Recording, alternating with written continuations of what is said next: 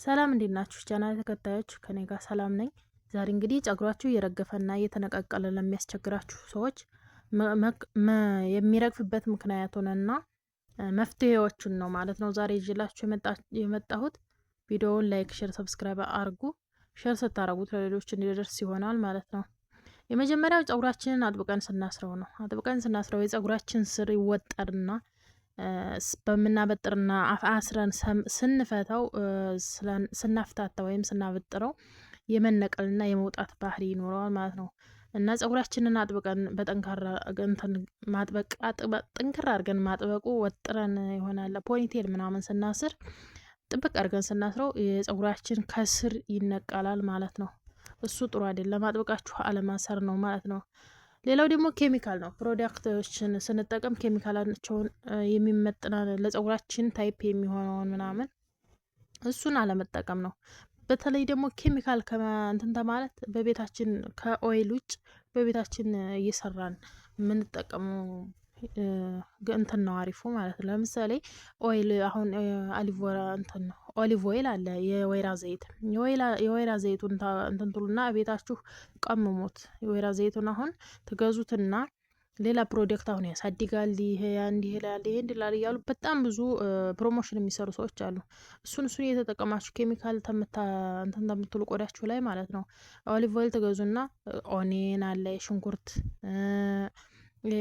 የቀረፋ እንትን ቀረፋ ነው የሚባለው አይደል? እሱ ቀረፋ ትንሿ ፍሬ ማለት ነው። እሷን ምናምን እያረጋችሁ እየቀመማችሁ በደንብ አርጋችሁ ማሳጅ እያረጋችሁ ትቀምቡት አሪፍ ነው ማለት ነው። እንዳይነቃቀል የወይራ ዘይቱ ያግዘዋል። በዛ ላይ ደግሞ ጸጉራችሁ ቆዳ ላይ ያለ እንትን ያለ አይደለ እንዳይነቃቀልና የፎረፎር አይነት ነግጭ ነገር ካለ እሱን ደግሞ ቅርንፉዱ ያስለቅቅላችኋል ማለት ነው።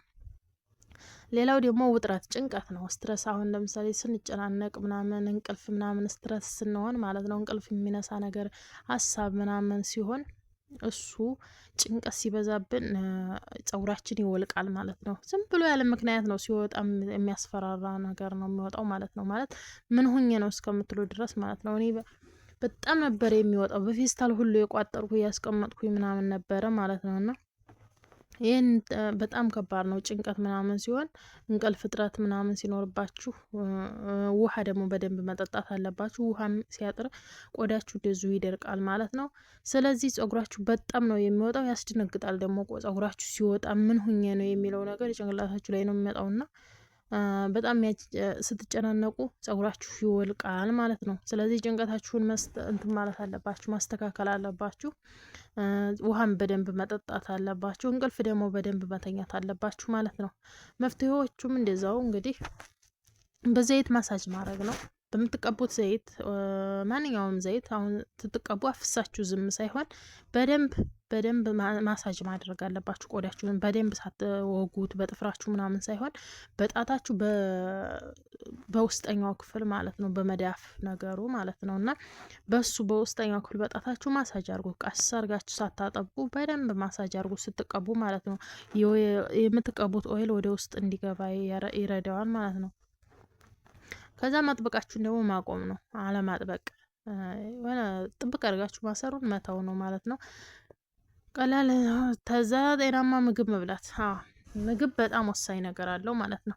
እንደ ምግባችን እንደ በላነው ምግብ ያስታውቃል ጸጉራችን ማለት ነውና ምግባችንን በስነ ስርዓት መብላት ነው ማለት ነው። ተማግበስበስ ይልቅ የተነጣጠረ ምግብ የሆነ በቃ አለ አይደለ ትክክለኛ ምግብ፣ ጤነኛ የሆነ ምግብ መብላት አለብን። እንቁላል፣ አትክልት እና ፍራፍሬ የበለጸጉ ያጠነክራሉ ማለት ነው፣ ይበለጽጋል። በዚህ አሁን እንቁላል፣ አትክልት እና ፍራፍሬ በመብላት ጸጉራችሁ ይበለጽጋል፣ የሆነ በቃ ያምርበታል፣ ያስታውቃል ማለት ነው። እና እንደዛ ምግብ ማስተካከል አለባችሁ ማለት። ትክክለኛ ሻምፖ መጠቀም ነው።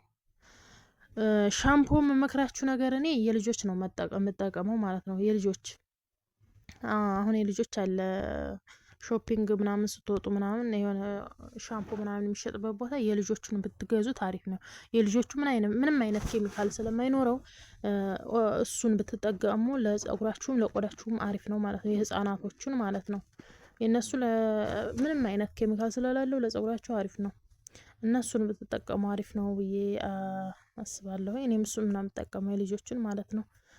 ከትንሽ ጊዜ በኋላ ሞከርኩት። ሌላ ማለት በጣም ሲወጣ ጸጉሬ ሲነቃቀል በቃ አንዲት ስሬት ናት የቀረችኝ ማለት ነው። እኔ ራሱ አንዲት ስሬት በቃ ጠቅለሌ ወደ ኋላ ሳስራት አንዲት ስሬት ነው የምትሆነው ማለት ነው። እና በጣም ስትረስ ውስጥ ገባሁ። ምን ሆኜ ነው? አሞኞ ነው ወይስ ምንድን ነው? ምን ሆኜ በቃ ጭንቀት ነው የሚለቅበን ማለት ነው። እና ከዛ በቃ ምንም ማድረግ አልቻልኩም። ሻምፖም ኮንዲሽነሩንም ያለኝን ሁሉ አስቀምጥኩኝና በህፃናቱ ሳሙና መታጠብ ተጀመርኩ ማለት ነው። በሱ ለውጥ አገኘሁበት። ሳሙናውን አሪፍ ነው።